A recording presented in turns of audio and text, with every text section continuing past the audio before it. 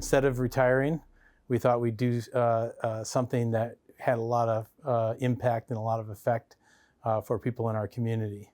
So hence, Ellie Mental Health.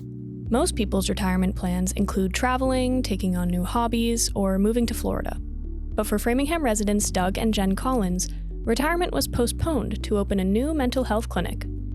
Ellie Mental Health's mission is to compassionately transform the culture of mental health care by providing creative solutions to make wellness accessible in every community. Last week, the new Framingham location on Speen Street had their official ribbon cutting with the Metro West Chamber of Commerce. There's such a need for this service throughout the country.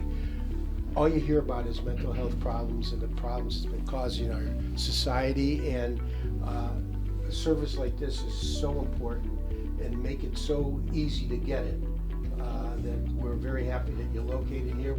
Last summer, Mental Health America released their 2024 State of Mental Health in America report.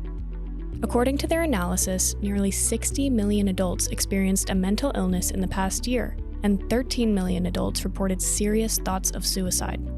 And in 2022, the United States witnessed the highest number of recorded suicides ever.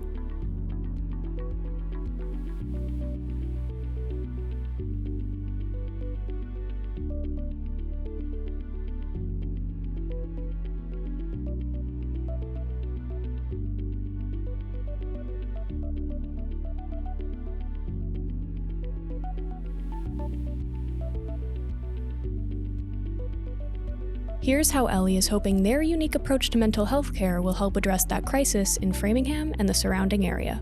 People have this idea of what Ellie Mental Health is when they find out that it's a franchisable, practice, and they get nervous. Is that going to be a cookie cutter approach? What am I walking into? And so I spend a lot of time talking about how that isn't what we are about. We are, privately owned and operated. And so the work that we do here is guided by us, but also our staff, to be very unique.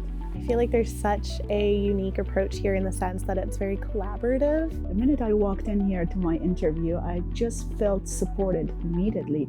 I felt that they want to include someone on their team. They're not only looking to hire someone, they're looking to create this team environment. They are so supportive.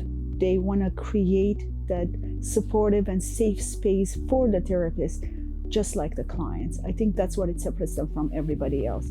This is in part thanks to a core value at Ellie and a tool you might not expect therapists to use: humor. There needs to be a lightness. What we do is pretty heavy. And while we can sit in those feelings with them and be serious, there's also a time to be light. And so we find that humor is a great way sometimes for us to be able to connect at a human level with our clients, but also with our staff. You want them to be serious about what they're doing, but at the same time, make sure that their own mental health, is taken care of. And sometimes, humor and laughter really, goes a long way to helping, kind of deal with that. I mean, we're all like human beings, right? And so I think that's part of what destigmatizing mental health is. Being able to have humor as a value, authenticity as a value, is really where the human part of therapy comes in. And I think that's where a lot of the work gets done, because we're not, like a doctor's office. We're gonna come in and be like, okay, just like checking off the boxes, right? It's just being authentic and genuine and having a personality. How bland is it to walk into an office and, someone is very sterile with their approach to the work. That's just not how we roll here. And their space is certainly not sterile. In fact, it was Jenn's goal to make it as warm and inviting as possible. I can tell coming here to the clinic that they're really trying to do is create a space that feels really comfortable and safe for clients to come and show up as themselves. We have the clinic that is just so homey. It's like, the feel of, a private practice while being able to be more accessible to, families who need more support. And part of bringing clients into that space is stepping outside of it into the community.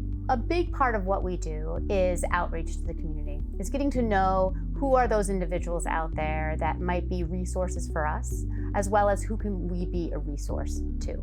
I think part of this work is understanding the types of clients that might walk through the door and understanding what are some of the big issues or concerns that are happening in this area. Ellie's outreach efforts include fostering relationships with nearby emergency services, hospital systems, and school systems.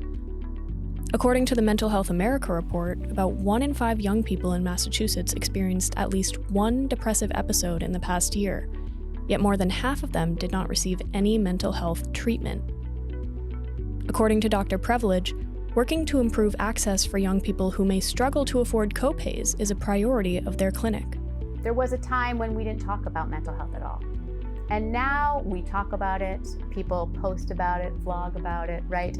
I hear people talk about it as if it's nothing when they're standing in line, waiting for the cashier. So I do think we're at a great time where people are more open to have some of those conversations.